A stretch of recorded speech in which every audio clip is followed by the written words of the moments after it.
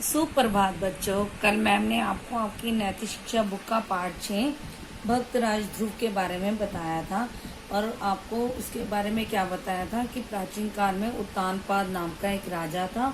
उसकी 2 रानियां थी, सुनीति और सुरुचि, और दोनों के एक एक पुत्र थे।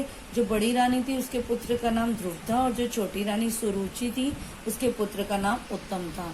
लेकिन राजा जो है वह अपनी छोटी रानी को बहुत प्यार करता था, इस कारण वह अपनी बड़ी रानी सुनीति और उसके पुत्र ध्रुव को भी प्यार नहीं करता था और वह शहर के बाहर एक साधारण लोगों की तरह जीवन व्यतीत करते थे। एक बार क्या हुआ कि ध्रुव ने अपने पिता की गोदी में बैठना चाहा तो सुरुचि ने उसे क्या कहा कि तुम पहले तपस्या करो, ईश्वर से वर मांगो और मेरी अगले जन्म में मेरी कोख से पैदा होना, तब अपने पिता की गोद में बैठने की इच्छा करना। तो आज मैम आपको उसके आगे के बारे में बताएंगे कि आगे क्या हुआ।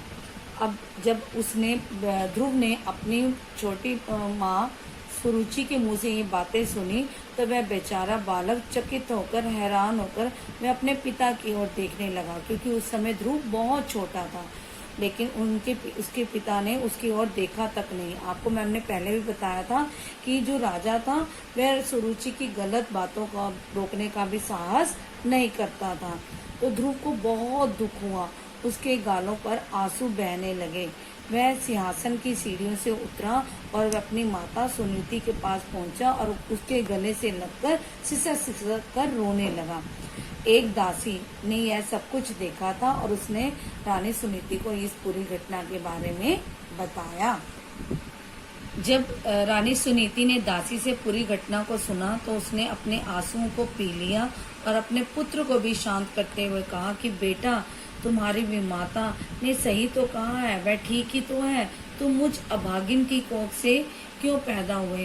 केवल भगवान की कृपा से ही हम अपनी हालत को सुधार सकते हैं और हमें उन्हीं की शरण में जाना चाहिए, तभी हमारी इन कठिनाइयों को दूर होगी और हमें उन्हें अपनी इन कठिनाइयों को दूर करने की प्रार्थना करनी चाहिए। तो बालक ध्रुव के हृदय पर माता की बातों का बहुत गहरा प्रभाव पड़ा। उसने परम पिता परमात्मा की शरण में जाने का निश्चय किया। उसी दिन उस वीर बालक ने अपना घर बार सब छोड़ दिया और वन के ओर चल पड़ा। लेकिन रास्ते में उसे नारद मुनि मिले। उसे देखकर और सब कुछ जानकर वह सोचने लगे, कहाँ ये 5 वर्ष का सुकुमार अर्थात कितना छोटा सा और कोमल बालक है और कहाँ ये तपस्या का इतना दृढ़ संकल्प लिए हुए वन में जा रहा है। तो उन्होंने कहा, प्यारे बच्चे, तुम्हारे माता पिता वास्तव में ही बहुत ही भाग्यवान, भाग्यशाली हैं, किस्मत वाले हैं। तुम धन्य हो जो उस ईश्वर का दर्शन पाने की उत्कृष्ट इच्छा को धारण कर रहे हो। पर ईश्वर को देखना इतना आसान नहीं है। ऋषि मुनियों ने भी अनेक जन्मों तक तपस्या करके भी ईश्वर के दर्शन नहीं कर सके। इसलिए तुम वापस जाओ, जैसे संसार में दूसरे लोग रहते हैं वैसे रहो, सुख दुख का अनुभव करो, अर्थात कि तुम्हें अपने कर्मों के अनुसार अपना फल भोगना पड़ेगा। जब वृद्ध बूढ़े हो जाओ तो वन में आकर तपस्या करना, उस समय ही तुम ईश्वर के दर्शन पा सकोगे। लेकिन ध्रुव ने कहा, गुरुदेव, मैं क्षत्रिय वंश का हूँ, आपकी सलाह मेरे निर्णय को नहीं बदल सकती। आप मेरा मार्गदर्शन करके मुझे आशीर्वाद दीजिए, लेकिन मैं वापस नहीं जाऊंगा।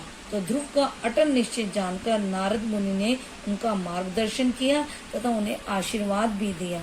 मुनि का आशीर्वाद पाकर ध्रुव का हृदय आनंद से भर गया और वह अपनी थकान को भी भूल गया और ईश्वर के दर्शन की तीव्र लालसा से भरकर नारद जी के चरणों को स्पर्श करके वह ध्यान लगाने के लिए मधुवन की ओर चल पड़ा।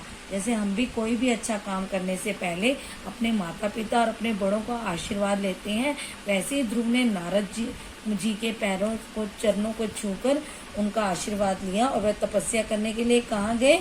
मधुवन की ओर। वहां जाकर ध्रुव ने घोर तपस्या करना आरंभ कर दिया और अपने हृदय में योगियों की भांति परम पिता परमात्मा का दिव्य दर्शन भी किया और इस प्रकार ध्रुव ने अपनी प्रतिज्ञा पूरी की। उधर जब ध्रुव ने अपने घर छोड़ा तो महाराज उत्तानपाद की भी आंखें खुली और वे अपने किए पर बहुत पछताने लगे। उन्होंने ध्रुव की बहुत खोज की पर उसका कहीं भी पता नहीं चला।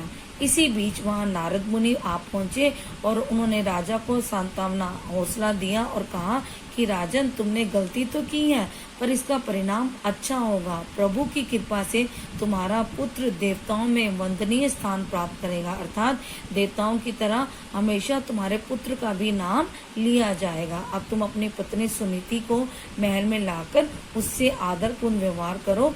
और राजा ने वैसा ही किया। तो बच्चों, आज हम इतना ही पढ़ेंगे, आगे का पाठ हम कल करेंगे। धन्यवाद।